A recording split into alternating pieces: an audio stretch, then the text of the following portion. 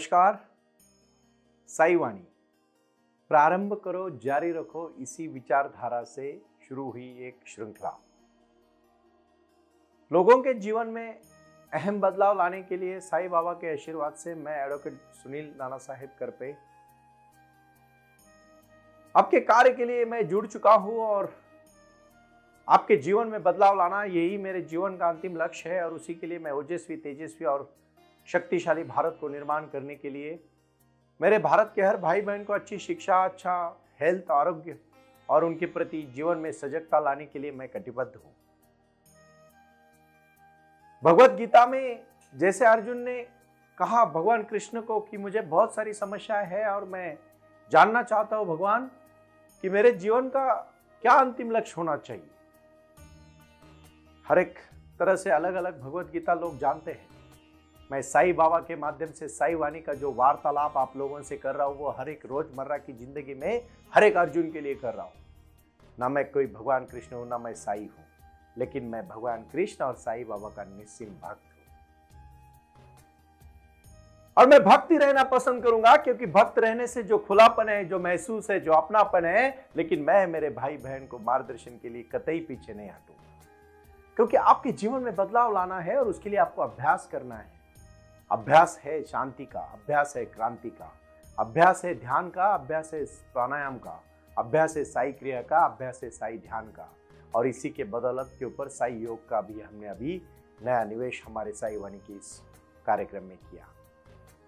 बड़ी खुशी होती है कि विश्व से जब लोग जुड़ते हैं, पर राज्य से जुड़ते हैं, पर देश से जुड़ते हैं और कहते हैं कि साई बाबा हमारे हैं। और बाबा को और आपकी वाणी को सुनने के बाद जो सुबह का भजन आप 1 मिनट का हम मेरे इस कहानी में आप सुनना चाहते हो या सुनते हो तो आपको दिल खुश हो जाता है, वहीं से ध्यान लगने लगता है। मेरे मित्र कर्नल सुनील नरोला साहब ने बहुत बार मेरे को जिक्र किया, कहा सुनील भाई आप जब बोलते हो तो पूरा मन करता है कि मैं पूरी तरह से आपके लीन हो जाता और उसी में मैं 1 घंटे के बाद ध्यान से मेडिटेशन करता हूँ। मैं सुनील साहब को धन्यवाद देना चाहूँगा। इत्तेफाक के उनका भी नाम और मेरा भी नाम सुनील है, मेरे बड़े भाई है, मुझे उनके प्रति बहुत आदर है, रिस्पेक्ट है। लेकिन कार्य करने से, लगन करने से, मेहनत से, सच्चाई से, सच्चे के मार्ग से कठिन परीक्षा को भी हम पास कर सकते हैं। क्योंकि सातत्य होना बहुत जरूरी है। कोई भी चीज के प्रति आप सलग सातत्य के साथ उसमें काम करना चाहिए। मैं छोटी सी कहानी से बात शुरू करूं। एक बार एक ऐसी नदी के बाजू में एक पहाड़ था, बहुत बड़ा पहाड़ था और वह समंदर की लहरें भी आती थी। उस पहाड़ को समंदर के लहरें जब टकराती थी तो पहाड़ ने कहा ये समंदर की लहरें मेरा क्या कर पाएगी, पागल है, ऐसे ही हर दिन करती रहती है। 1 साल के बाद मैं आपको कहूंगा लहरें तो चालू थी लेकिन वहां वो पहाड़ नहीं।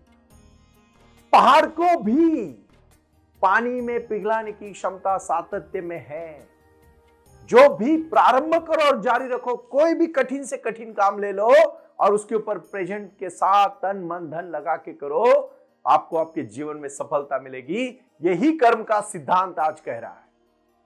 आज का साई वाणी का जो कर्म सिद्धांत का जो महत्वपूर्ण विषय मैं आपके सामने साझा कर रहा हूं, यह है कर्म सिद्धांत जो सातत्य के ऊपर निरंतर कार्य से लगातार उसका ध्यास लेने से पूरा होता है। चाहे भी कठिन से कठिन कोई भी बड़ा लक्ष्य चुनो और उसके लिए पूरी तरह से झोंक दो। आपने सुना होगा जीताराम मांझी का नाम, जिन्होंने खुद रास्ता बनाया और इंदिरा जी को भी वो जॉब मिला तो इंदिरा जी ने उसको सहारा और उसके बाद शासकीय गवर्नमेंट ने बाद में वहां रास्ता बनाया, सरकार ने बाद में बिहार में रास्ता बनाया। और Jitaram Manjhi the mountain man, एक नवाजुद्दीन सिद्दीकी साहब की बहुत अच्छी फिल्म आके गई। कहते हैं लोग, इतिहास बनता है, लोग शुरू में पागल कहेंगे, लोगों ने कहा बीबी मर गई, पागल हो गए, पहाड़ तोड़ रहे, हंस रहे, हंसने वाले चुप हो गए। लेकिन जीताराम मांझी का नाम इतिहास में लग गया।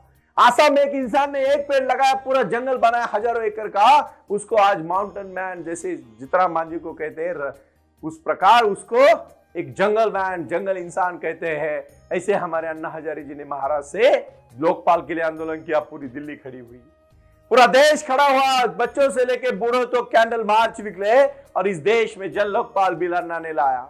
एक इंसान क्या कर सकता है, इसका आज की जीवन में रोजमर्रा की जिंदगी के उदाहरण है। और लेकिन कर्म करना पड़ता है, उसके लिए घर में बैठ के कुछ नहीं होता है।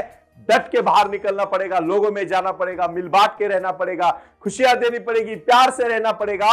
और विश्वास है मुझे, साई वाणी जो सुनेगा, साई योग क्रिया करेगा, साई ध्यान करेगा, साई क्रिया करेगा, वही उसके जीवन में सफल हो जाएगा। कोई शक नहीं, कोई दौरान। लेकिन ध्यान की तरफ मुड़ो, बाहर मत ढूंढो, थोड़ा सा अपने अंदर जाओ। अभी अपने अंदर जाते समय आई हुई निजी समस्याओं के बारे में मैं कहूंगा। खासकर मिडिल क्लास फैमिली की ये समस्या है ज्यादा। कुछ बच्चा करने जाता है तो परिवार उसको रोक लेता है। पिताजी को लगता है भाई तू इतना रिस्क क्यों ले रहा है, माता जी को लगता है तू इतनी परेशान क्यों है, भाई को लगता है तू ऐसा क्यों कर रहा है।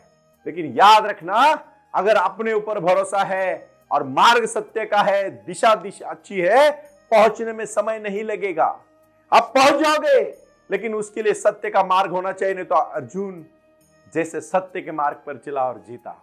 कर्ण कोई कम शक्तिशाली नहीं था, अर्जुन से भी महान योद्धा था, लेकिन दोस्त अच्छे नहीं थे और मार्ग गलत नहीं, मैं ऐसा नहीं कहूंगा, लेकिन कुछ कुछ गलतियां ऐसी होती है जिंदगी में जहां आदमी पहुंच नहीं पाता।